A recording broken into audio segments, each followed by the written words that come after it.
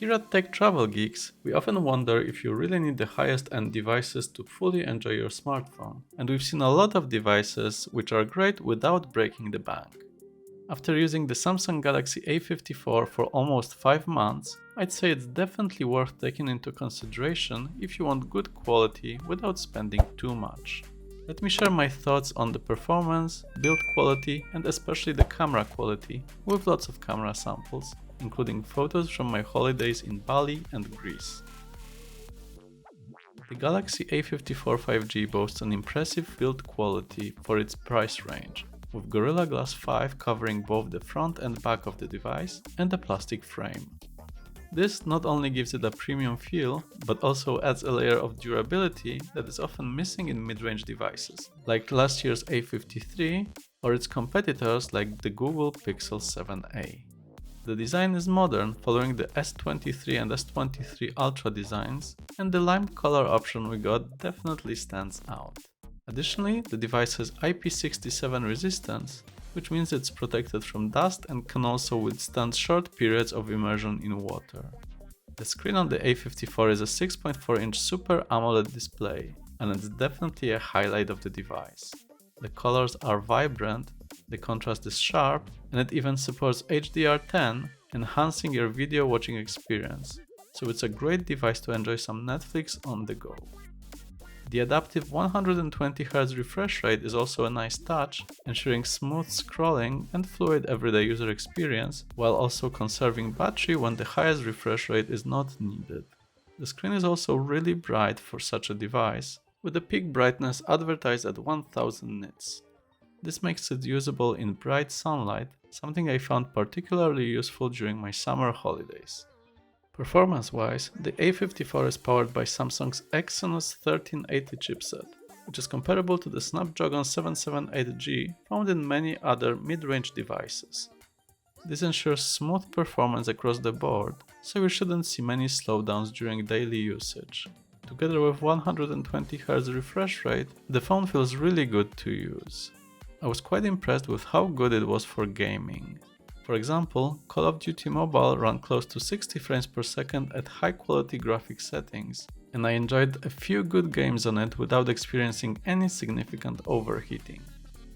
While Genshin Impact was limited to low graphics settings, the performance was quite good, rarely dipping below 30 frames per second, and it was a significant improvement over last year's A53, which was using lower generation chipset, and the performance wasn't as smooth. While the A54's performance is far from the latest gaming phones out there, it should be good enough for most users. The device runs on Android 13 and Samsung's One UI 5.1, and it will be familiar to you if you've used Samsung devices in the past. The highlights definitely include how customizable everything is. There are plenty of options to change the look and feel of the software experience, so make sure to spend some time tweaking everything to your liking. One thing I wasn't too keen on was the app drawer, which scrolls sideways instead of vertically. Also, games are only visible in the game launcher, which might be an advantage to some, but it took me a while to get used to it. I also feel that Samsung went a bit too far with pre-installed apps. Many were just duplicates of existing apps, causing a bit of confusion of what to use. And there's a lot of random apps nobody will ever use, like Global Goals or Samsung Free. Luckily, you can uninstall most of them, but to me it's still a bit much and I'd rather go with stock Android experience. On the other hand, the biggest upside was software updates. As of early September, I'm on August software update and the releases have been very timely, so if you value security, it's definitely a highlight. Speaking of security, you get a decent, but not the fastest, under-screen fingerprint reader. I found it quite reliable, but I still prefer them on power buttons instead. You can also unlock your phone with facial recognition, and it worked quite well as well. Just remember that it's not as secure, since it doesn't have any extra depth detection, so use it with caution. More importantly, the phone supports dual SIM cards, eSIMs, as well as microSD cards. However, you can only use a single SIM if you want to use the microSD. Check the video linked below for more on that subject. The audio experience was quite good as well. Stereo speakers performed well for watching YouTube and other videos, but when listening to music, I prefer to switch to wireless headphones. Unfortunately, there's no carriage port or 3.5mm headphone jack, but that's to be expected now. The A54 comes with a very good 5000 mAh battery, which is more than enough to get you through a full day of use. No complaints from me here. However, the charging speed is limited to 25 watts, which is certainly not as fast as some of the competitors that offer 100 watts or even 200 watts charging speeds. You'll also have to get your own charger, as it's not included in the box. There is also no wireless charging, despite the glass back, but that's to be expected in this price range. Finally, let's discuss cameras. The main camera on the A54 is a 50 megapixel sensor, which may seem like a downgrade from the 64 megapixel sensor we found in the A53, but the sensor size and processing are more important than the megapixel count. I was really impressed with photo quality on the A54. The images were bright, but not overexposed. The colors were natural, without the oversaturation we often see on Samsung devices. Even low-light performance was impressive, with the device capturing a lot of details despite the challenging conditions. As you can see from some of the sample photos I'm sharing here, the A54 is definitely a capable device when it comes to photography, and I don't regret taking most photos on my holidays with this phone. The only times I switched to the Pixel 7 Pro was when I needed some zoom, since the A54 doesn't have a telephoto lens, but again, that's expected for mid-range devices. One more thing I liked is the photo editor, which includes features like the object eraser, which allows you to quickly remove objects in the background. The 12 megapixel ultrawide camera performed really well, capturing a lot of the scene without too much distortion. Again, the colors were well balanced and the images were sharp.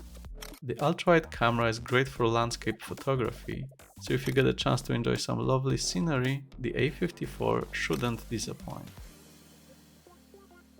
You also get a macro camera, which luckily is 5 megapixels, so it's not completely useless, but I prefer to take macro photos on ultrawide cameras on other devices.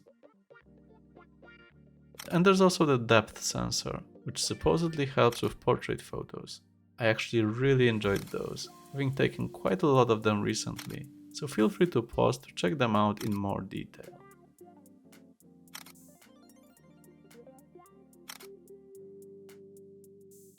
The 32 megapixel selfie camera also did a good job, producing detailed images with good color reproduction.